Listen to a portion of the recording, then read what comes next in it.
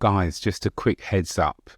This episode of the Mentally Healthy Show may contain some conversations that you might find triggering. If that is the case, please reach out to someone. In the UK, you can contact the Samaritans on 116 123, or in the US, you can contact the Crisis Lifeline on 988. And for other parts of the world, just Google Samaritans.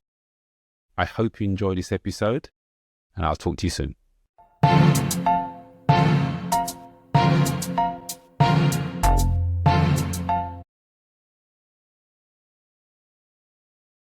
Hi, my name is Willie Williams, and welcome to this inaugural episode of the Mentally Healthy Show. For this first show, I thought it was a good idea to have a special guest. So that special guest is me. My reason for that is I think it's important to let you know my journey, my life, and what brought me to start this podcast. And to that end, I can't think of anybody better to do the interview than my wife, Rose. So Rose, take it away. Thank you. So yes, hello, I am Rose. I am his wife. He is my husband. He is a man who wears many hats. He's a husband. He's a father. He's a son, a brother, an uncle, a godfather, an employer, an entrepreneur, an all-around great guy. But today, I'd like us to really hone in on him as a father. So come with me while we just explore. So, babe, tell me about your journey into fatherhood. Where did it start? What happened? Okay, so I became a father at 27 to Jerome. It was not the easiest journey. I found out I was going to be a father in a letter. Okay. That was not very complimentary about me. And in the middle of it said, by the way, I'm pregnant. So the letter was from Jerome's mum? Jerome's mum. Okay. It was a bit of a surprise. I didn't expect it. As far as I was aware, we hadn't had any issues. So that's how I found out. I then... So you were in a relationship, you weren't in a relationship, you were in contact, you weren't? We weren't. So we had not seen each other for 5 years. Okay. We were not in a relationship, but we were seeing each other. Right. And then she decided that she didn't want to see me anymore. Okay. And we parted and we were fine. And then I never heard from her. And then out of the blue, one day, I got a call from my flatmate at the time to say that someone had called to the flat for asking for me, and it was her. And I hadn't heard from her for 5 years, so it was quite surprising. Anyway, we met up a couple of times, and then one thing led to another. You had a moment. We had a moment, and then one day again, she said, I'd rather not be in any relationships. And her exact words to me was, she's a better friend than she is a lover. Okay. And I said, fine, because at that time I'd only recently ended a relationship and I wanted some time. So I was cool with that. The next thing I knew, about 2-3 weeks later, maybe, this letter appeared. And like I said, in the letter, it was not very complimentary. And underlined in red, which I'll always remember, said, by the way, I'm pregnant. And that was a shock. So we're talking about the Mentally Healthy Show. That was one of the first times when my mental health was really challenged because I couldn't understand. I couldn't fathom out what was going on, and she wasn't giving me any answers. She wouldn't take my calls. And I didn't even know where she lived. So, it's not, we weren't in relationships, and she never showed me where she lived. But I had her telephone number. And back in those days, with BT, we didn't have mobile phones. So it was or mobile phones were not common yet. They were still out, and I was in the mobile phone business. So there were mobile phones, but they were just not common. Not everyone had one. And I remember a customer had come into my shop who worked for BT. And I said to him, are you able to find addresses from the telephone number, the BT number? And he said, yes. And I appreciate it's probably not very ethical, but he said, if you pay me 50 quid, I'll get you the address. So I did that. paid him the money, and he gave me the address. And I went round to her house, knocked on the door. She wouldn't answer. In the end, she opened the kitchen window, I think it was, and spoke to me. But she didn't give me any answers to why she was being the way she was. So she had said she confirmed that she's pregnant with your child at that Yes, she did. moment. Yeah. But wouldn't explain to you why she was being the way she was. No, why she didn't want to talk to me, didn't want anything to do with me. Okay. So that left me thinking, I don't know what's going on. I don't know what's going on. The only way for me to cope with that at that time, one, I had to tell all of my family, which were all very supportive, but I've got to explain to them that this person is pregnant, but I don't know when the baby's due. I don't know anything. You know, she's just not talking to me. So that was a hard conversation. Must have been. Yeah. Must have My been. friend, like I said, the family was very supportive. And then all I could do was just try and block it out at the time, because I didn't know it would drive me crazy not getting any answers. Right. So the best that I was able to, I did that. And then X amount of months later, I was sitting in my flat. My flatmate was out and the phone rang, and it was someone calling for him. But this person knew him, also knew Jerome's mum, and said, "Oh, just by the way, just so you know, you've got a baby son." Oh. Wow. Okay. Wow. So then I contacted her. By that time now, Jerome was 3 months old. So I hadn't seen him for the first 3 months. So pause. So you saw her through the kitchen window and she said that she's pregnant, but she doesn't want anything to do with you. Mm-hmm. Time has passed and now there's no contact. No contact. She's had the baby and now said baby is 3 months old, and you're hearing from somebody else that you have a son who is 3 months old. Yes. Where are you in your head with that news? My head was exploding, you know, because you think you block things out, but you don't block them out.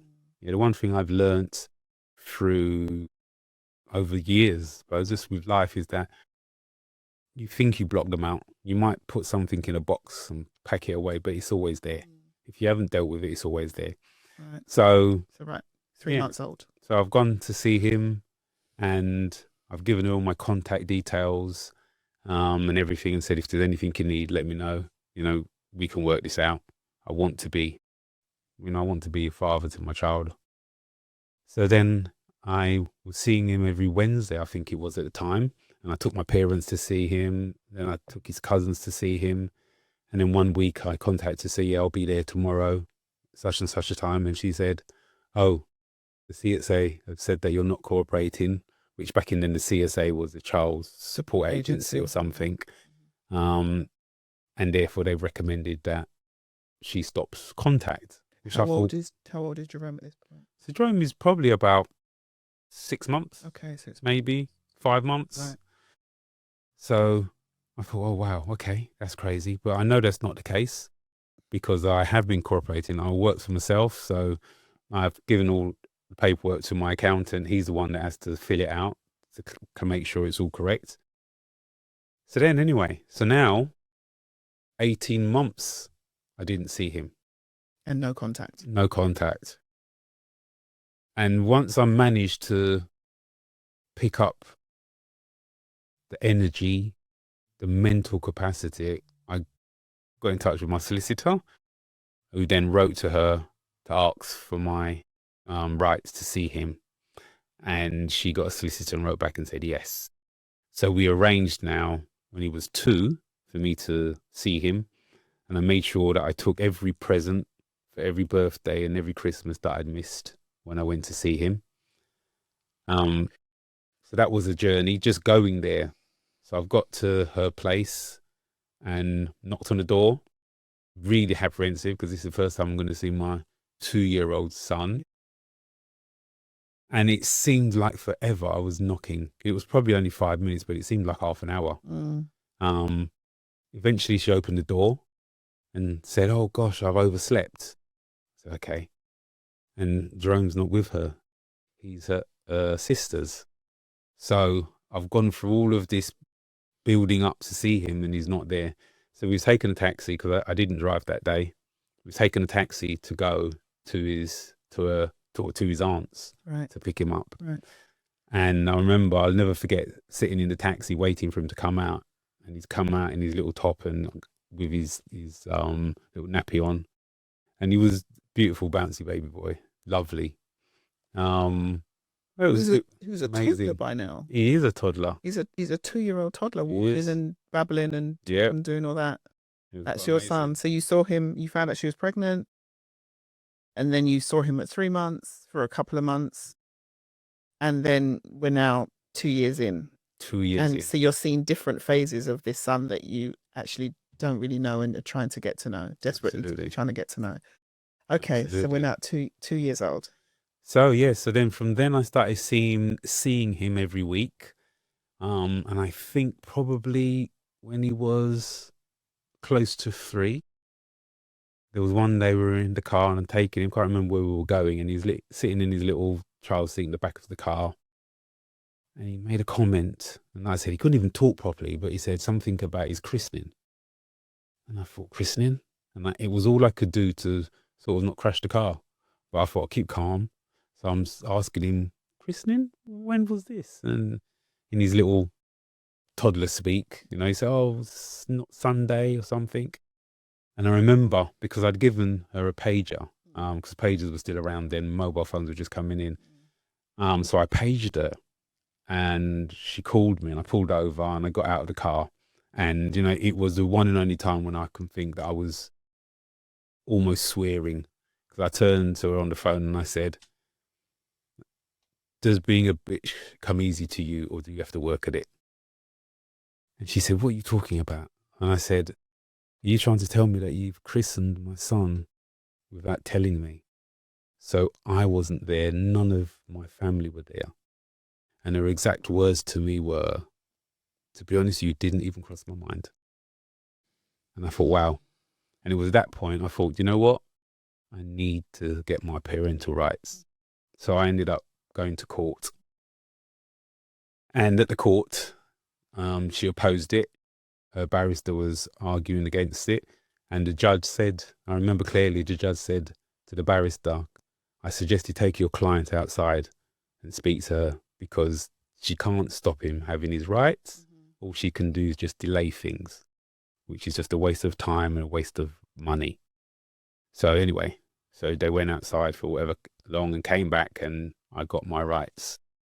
So you won. So I won there, It was a yeah. win. So I got joint, they call it joint parental responsibility, but obviously he lived with her, so she had residency. And then I saw him, I had him weekends and holidays and everything else. We had ups and downs over the years, but I was in his life, and the goal, when I saw him at 2 years old, my goal was, if nothing else, he must know who I am. Mm-hmm. Yeah, he must know who his father is. So if we fast forward. Can I stop you Sure. really quickly? You're a strong man, a strong, proud black man. Were there any tears within the time of finding out she was pregnant to going through those whole 2 years practically of how did you emotionally break down? How did you deal with that to kind of help others who may struggle? I'm a strong black man. You are a strong, very strong black man. I cried my eyes out.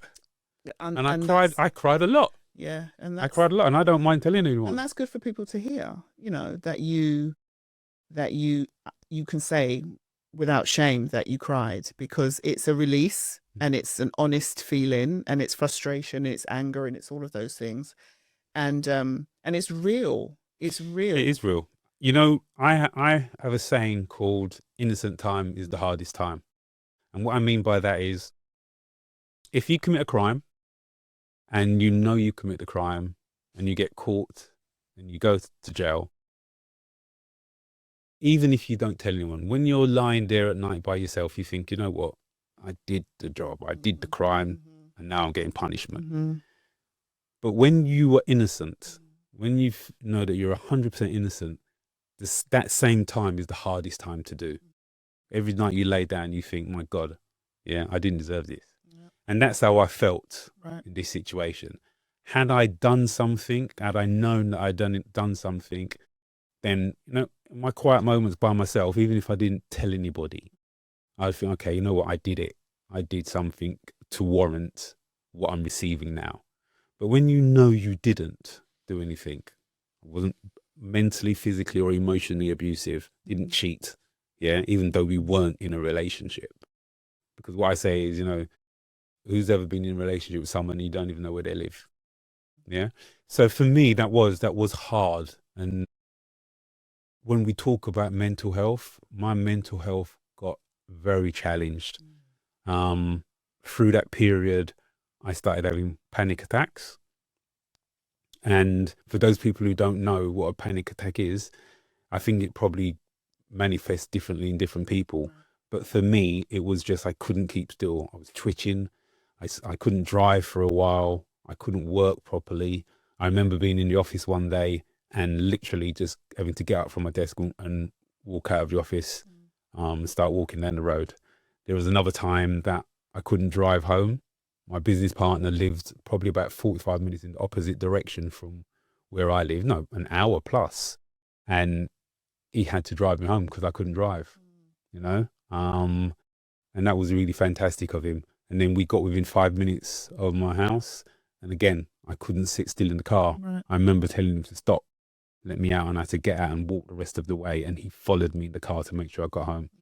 So the cost was quite a lot. And one thing I've learned a bit about myself is my health, things like stresses, affect me probably more physically than they do mentally. So with the panic attacks, you would never know. I seem fine. I'm rational. I could talk fine. Yep. And it's just what's going on physically for me. And are you trying to mask it? Are you trying to hold it down? Or is it just not as an elaborate sort of? No, I do try to. I mean, now I still have them very occasionally. Yeah.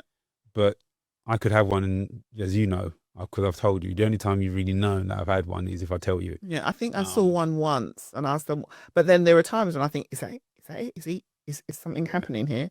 But yeah, so I just think you try to maintain a level of control. And I'm just wondering for people watching if there are things that they can look out for in their loved ones and the people around them to kind of. Yeah, I'm not sure because, like I said, I do think that everyone is different. It affects everyone Yeah, differently. not one size doesn't So I fit get all. the twitches, and I've learned that it's very important as well that I keep my body quite balanced. So I make sure my minerals and vitamins are always in a good balance. But I've been around friends, I've been away, and and no one realizes. So yeah, I do try and hold it down, but I've learned to mask it. But that all came through that when I went to the doctors, because I didn't know what was going on. And when I went to them and I explained, and he said, "Yeah, you're having panic attacks." So that it wasn't an easy journey. No, not an easy journey at all. But you did it. You maintained your relationship with Jerome. So can we go into you telling me who Jerome is? Who was he? What was his character? What did he like? What made him laugh? Jerome was a real character. What I would say is that when he was 16, yes, when he was 16 and just left school, because my relationship with his stepmom wasn't great towards the end. I mean, we're on speaking terms now. We're not, we're not in a horrible place, but the relationship wasn't working. But I realized that I didn't want. And sorry, and you have a child with her. I do. You have Jerome's little sister with her. So, yeah. So for her sake, his little sister, and his sake, still being at school, right. I wanted, if anything was going to happen in breaking up with his stepmother, I didn't want it to happen while he was still at school. Right. So I waited until he finished his GCSEs, and then, you know, we split. And when I got my own place, he came and asked to live with me.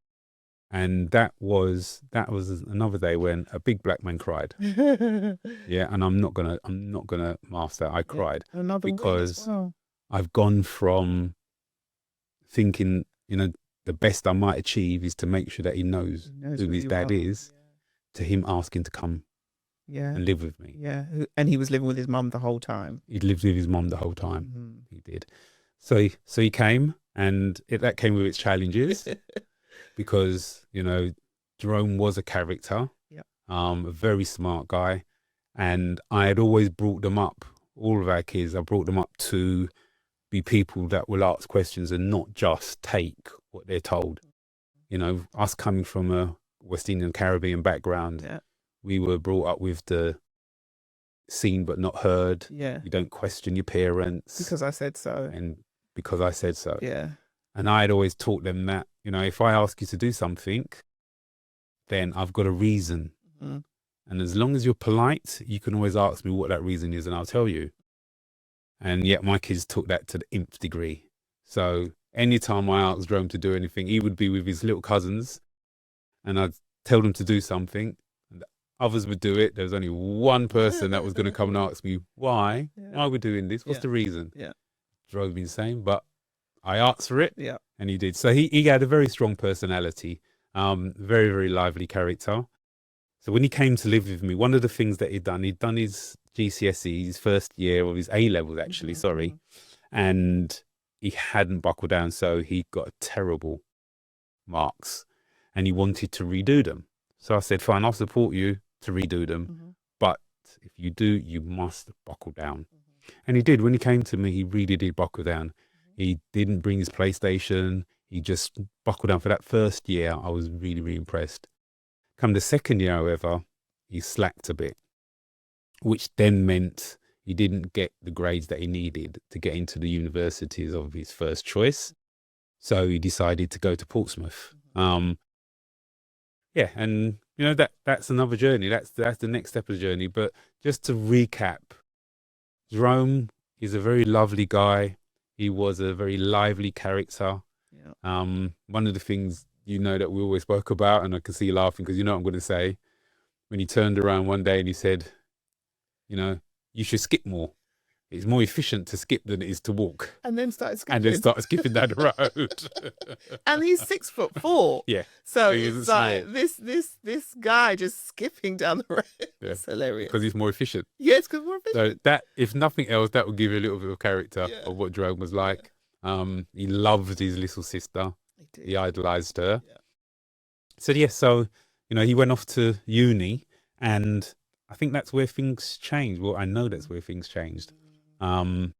He found uni quite challenging at some point, and it was at uni, he was now 24, when he took his own life. So the way I talk about it is, I have two lives. I have pre-2019 and post-2019. And pre-2019, there isn't anyone that I know that I think I would swap my life with. And that's not because my life was perfect, as, you know, it wasn't. But, you know, we work for ourselves. Financially, we're okay. But I've also got all of my family.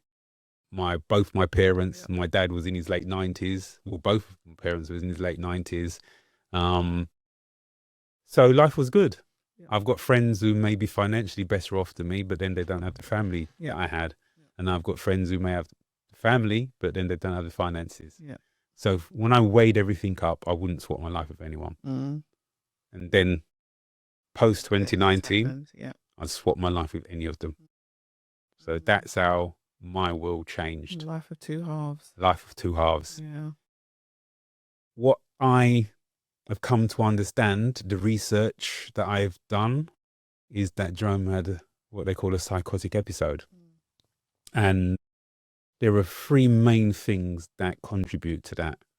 One is stress, which I know uni was stressful for him for various reasons. Two, they reckon, is a a traumatic experience. And not too long before that, his mum got evicted. Suddenly, it would appear, and he got a phone call at uni in Portsmouth from his mum, and I remember him saying that when he spoke to her, he just knew something was wrong. He knew something was wrong, and then he raced up to London to find her sitting on the doorstep with some bags, and I know that really affected him.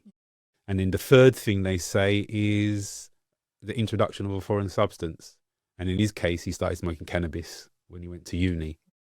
So those three things, I believe, was what contributed to him doing what he did. We'll never know for certain, but that's just my belief based on my research. Right. So all of those things led me down the path of wanting to understand what had gone on. And everything comes back to mental health. Yeah. Every turn I made came back to mental health. And taking your own life is the ultimate end of poor mental health. There's lots of areas before.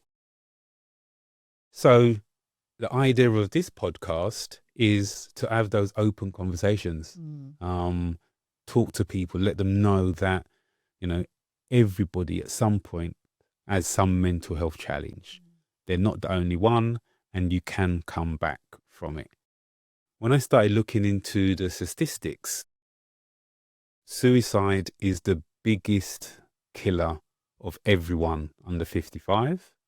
It's the biggest killer of all men under 45. And it's a significant killer of all young black men under 24. But those statistics are never spoken about. No one talks about them. You never hear. We hear about cancer. We hear about knife crime. We hear about those.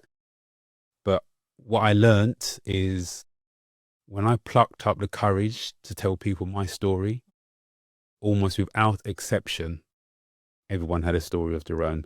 Either someone in their family or a friend of a friend. Yeah. But no one speaks about it. No. So the journey that I'm on now is to take the taboo out of it, get people talking, and help. Talking is what helps people. Yeah, the communication is key, really. I know it sounds like a real thing that people say, but communication really is key to removing the stigma and the shame, if there is shame in mental health, and the outcomes of poor mental health. So you doing this is really wonderful, and I'm so proud of you, because I think that it's gonna reach a lot of people and touch a lot of people's lives and help people to communicate. We as Caribbeans are kind of, we're very proud and very private, and I think that's a wonderful attribute to us. But I also think that there's another side to it that makes it comes to our detriment, and we need to be able to open up and share and heal and just move on. So you doing this, I applaud you. I think it's just fabulous. Thank you. Fabulous. I think the idea is to let people, particularly young people, know that it's not weakness. No. To talk about mental health is not being weak. I recognize that, especially the younger generation now, they have a lot of stresses on them. They have to put on a certain front, be a certain way.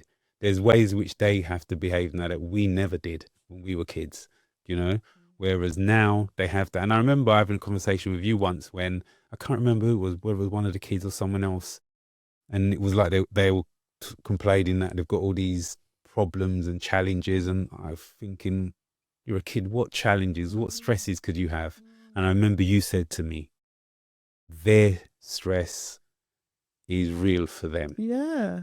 And we have no idea what that's like. We have no idea what it's like to be a 20-something young person, as a teenager, or a 20-something walking in the streets of London or big cities, because in our 20s, us in our teens, it was a very different place. The streets were very different. There were things going on, and there was crime, and there were places you went and places you didn't, people you spoke to, people you didn't. Mm.